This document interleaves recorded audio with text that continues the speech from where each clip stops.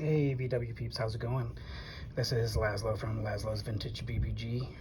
Just wanted to show you about another find. Picked up last week this early 1957 58 Karma Ghia Lowlight. I actually found it pretty local to me up in Santa Cruz, California. Came up on the web. A friend told me about it. Luckily I was able enough to hit the guy up right away. He said I was the first one who called. Set up plans with him, drove straight up there the next day, went right to go and pick it up. When I say early 58, I mean late 57, so it still has some characteristics of a 57 but also 58. One of the reasons why I was drawn to this car is because I love the original paint. Underneath there is black. In one of the next episodes I'm hoping to scrub some of this bluish purple off and get down to the black. I just love a black car, just one of my favorite things. So been already picking up some parts, but here it is. I'll go over it with you. So here's a couple things that show that it's still an early 58. If you know, Ghia's on the front badge right here. This is gonna be 56, 57 with it blue with the white.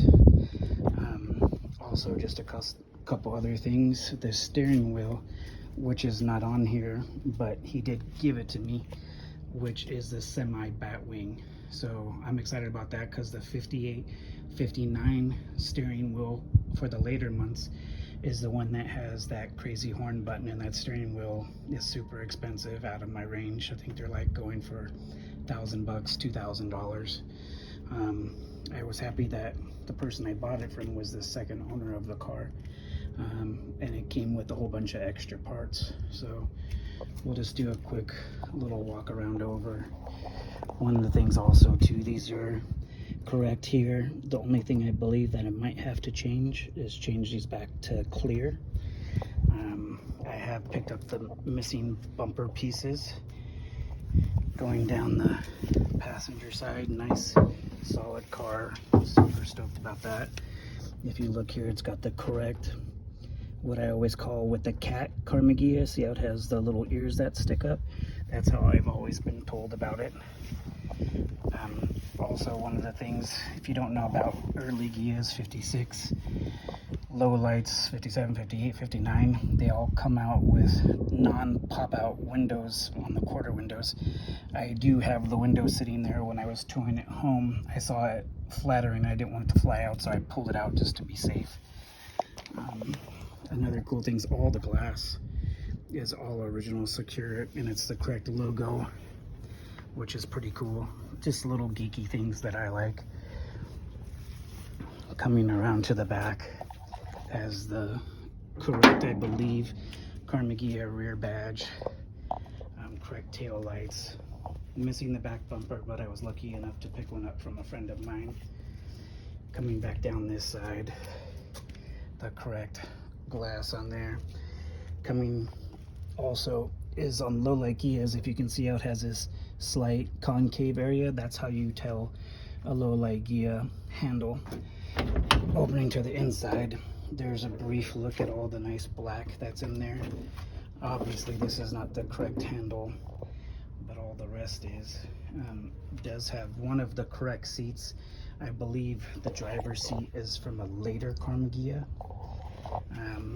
On the dash, thankfully has the correct ignition. Doesn't have the correct speedo, but I'm looking for one. So if you know anybody that has 57 or 58 speedo, please let me know. Leave it in the comments or email me. I have picked up a couple other parts for it. So this is not the correct shifter. One thing I did like is the dash is not all beat up, still has the correct handle. This is the quarter window I was telling you about. Like I was saying, this car came up from Santa Cruz, so this is a cool little part of its history right here. Santa Cruz Air Cooled Car Club. I'm gonna keep these with the car. My goal for this car is I can't restore it, so my best thing is just gonna put it back together as best I can and do with what I can. One of the other cool things is it has the correct rear view mirror, which is hard to find in itself, but the hardest part is to find is these waffle style sun visors. These are often broken and often very hard to come by, and it has both.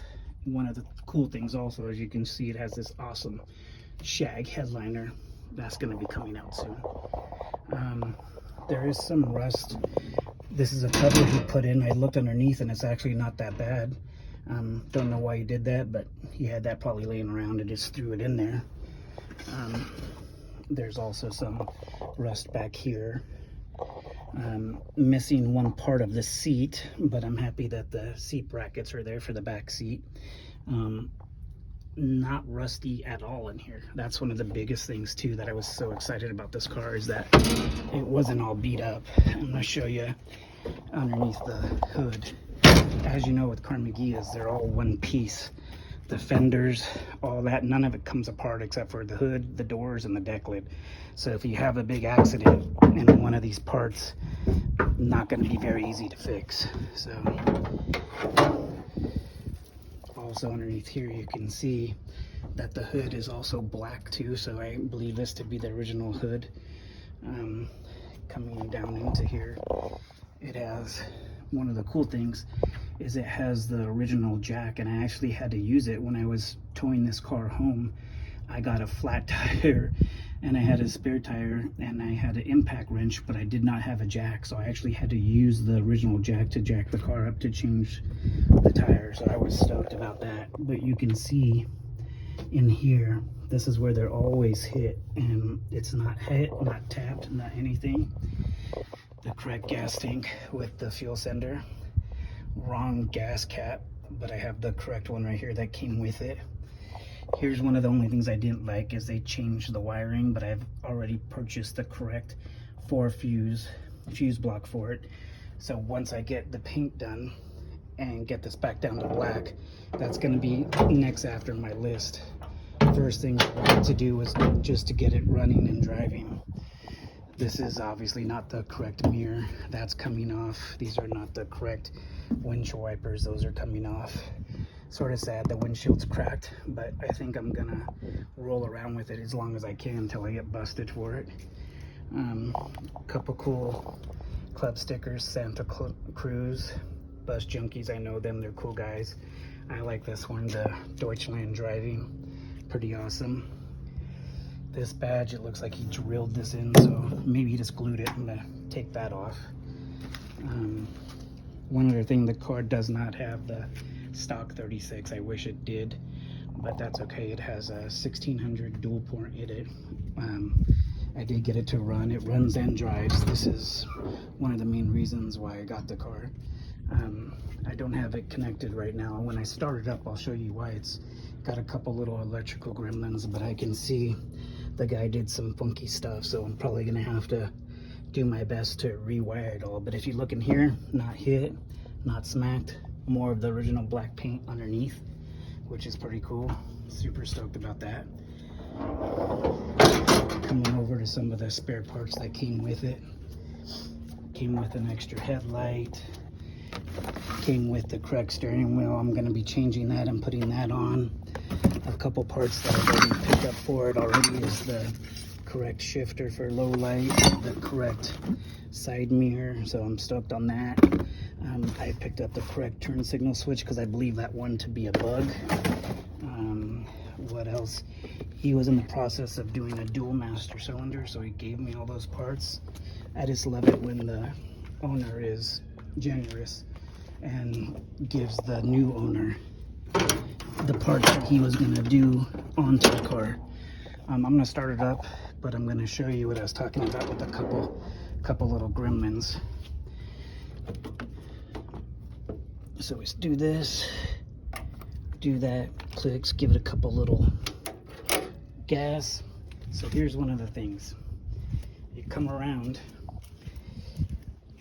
right now the oil light and generator light is on and the key's not even in there. So that's one of them.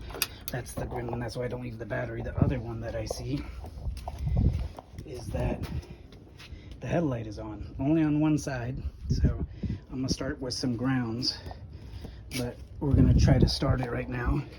And what's weird is when you start it, these lights go off. As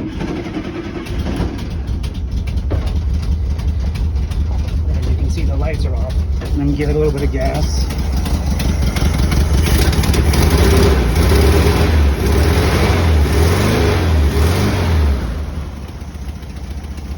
So this was supposedly a 1600 rebuild. It did come with a new carburetor, a couple other cool parts and stuff like that. Here's another thing that is very weird. Is if you know Volkswagens, well, first now you can see the lights are off, so that's telling me the oil light works, the generator light is on, the generator works.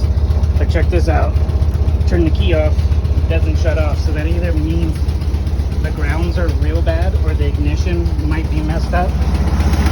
So coming to here, the reason why I think the generator is still good, because you can disconnect that, which is the negative, and you can disconnect the positive, and it will stay running. Now I have to shut it off, which is like this, so don't get shut. That's how I have to turn the car off for right now until I can figure out the other couple little gremlins. But hey, I'm excited just to have a low light. A couple other things I picked up for it. I'm gonna leave it stock, I'm not gonna lower it. Picked up some nice used white walls that'll look good to this. This is their rear bumper I was talking about. Picked up some nice front bumper parts. I'm gonna try to clean this up a little bit when I pull it off. In this box right here is a brand new 1600 1600 stock exhaust with pea shooters. Well, here's a little bit of my logo on here. Well, hopefully you will like the video. If you did, please subscribe. Something new for me, man. This is fun. Also, you can go to my Instagram at Lazilla and my Facebook at Laszlo Elo. Follow me.